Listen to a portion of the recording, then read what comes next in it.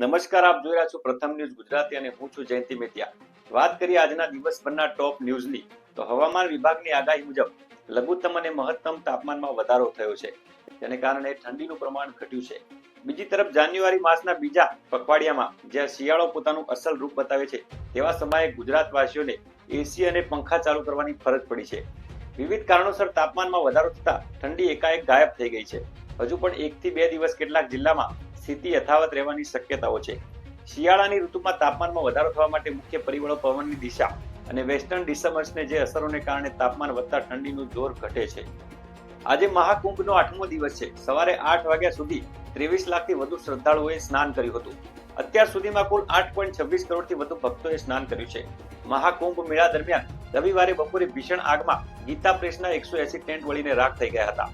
Gita પ્રેસના trustee Krishnakumar ખેપકાએ દાવો કર્યો હતો કે આગ બહારથી આવતા સ્પાર્કને કારણે લાગી હતી.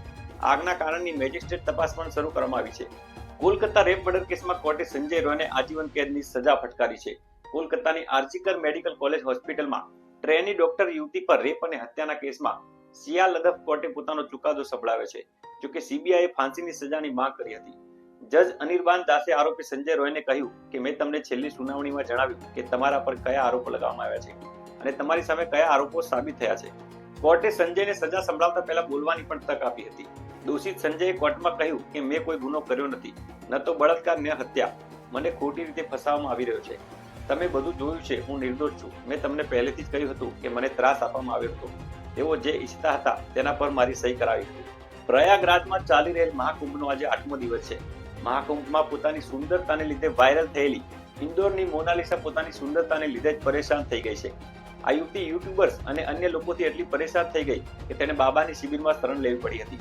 ત્યારબાદ અંતે તેણે મહાકુંભ છોડી દીધો. મોનાલિસાનો સોશિયલ મીડિયા પર રવિવારે એક વિડીયો વાયરલ થયો હતો, જેમાં તે પોતાનો જીવ બચાવવા માટે બાબા પાસે તેમના શિબિરમાં શરણ માંગે છે. વિડીયોમાં તે પોતાના ચહેરા પર માસ્ક પહેરી અને લોકોનું તેના પર ધ્યાન ના પડે તે માટે સંપૂર્ણ રીતે કવર કરીને જતી જોવા મળે છે. આ દરમિયાન બાબા તેને આસપાસ રહેલા લોકોથી બચાવવા માટે પણ જોવા મળી રહ્યા છે.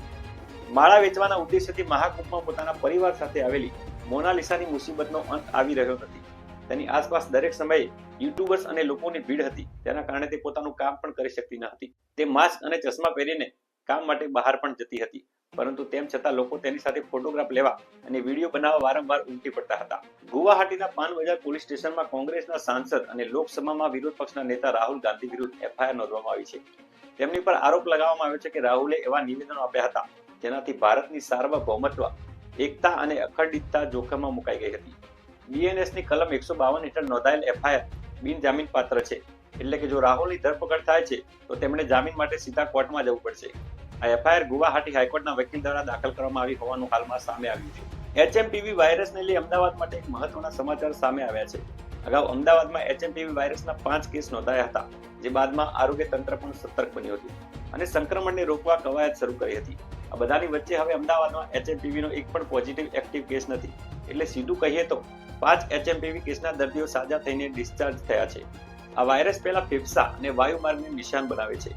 આ ચેપ શ્વસન તંત્રના કોષોને નુકસાન પહોંચાડે છે, જેનાથી શ્વાસ લેવામાં તકલીફ, ઉધરસ અને અન્ય સમસ્યાઓ થઈ શકે છે. આ ચેપ નબળી રોગપ્રતિકારક શક્તિ ધરાવતા લોકોના, નાના બાળકો અને વૃદ્ધોમાં ઝડપથી ફેલાઈ શકે છે અને તે ગંભીર શ્વસન રોગનું પણ કારણ બની શકે છે. પ્રયાગરાજમાં ચાલી રહેલા કુંભ મેળામાં સામેલ થવા માટે દેશ વિદેશથી ભક્તોનો પ્રવાહ અવિરતપણે આવી રહ્યો છે.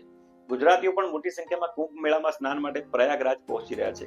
આ વચ્ચે મહાકુંભ મેળામાં જવા માટે આગામી 28મી તારીખથી અમદાવાદથી પ્રયાગરાજ અને પ્રયાગરાજથી અમદાવાદ વચ્ચે ઇન્ડિગો અને અકાશા એરની ખાસ ફ્લાઇટનો પ્રારંભ કરાશે. જાન્યુઆરી માસમાં 28 અને 30 તારીખે તથા ફેબ્રુઆરી માસમાં 1, 4, 5, 11, 13, 24, 25, 27 અને 28 એમ કુલ 11 દિવસ માટે અમદાવાદથી પ્રયાગરાજ અને પ્રયાગરાજથી અમદાવાદની સીધી ફ્લાઇટ ઓપરેટ કરાશે. આ ફ્લાઇટ અમદાવાદના સરદાર વલ્લભભાઈ પટેલ ઇન્ટરનેશનલ એરપોર્ટના ટર્મિનલ નંબર 1 પરથી સવારે 11:20 કલાકે ટેક ઓફ થઈને બપોરે 1:10 કલાકે પ્રયાગરાજ એરપોર્ટ ખાતે પહોંચાડશે તથા પ્રયાગરાજ એરપોર્ટથી બપોરે 2 વાગે ટેક ઓફ થઈને બપોરે 3:55 કલાકે અમદાવાદ એરપોર્ટ પહોંચશે. સીધી ફ્લાઇટમાં ફક્ત એક વખતનું ભાડું 20,000 થી 30,000 રૂપિયા સુધીનું છે.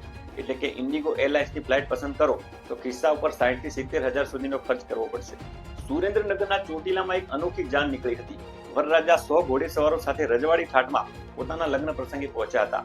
જ્યારે 100 અશ્વો લઈને વરરાજા પરણવા પહોંચ્યા ત્યારે ચોટીલાના માર્ગો અશ્વોના ડાબલાના અવાજથી ધણધણી ઉઠ્યા હતા.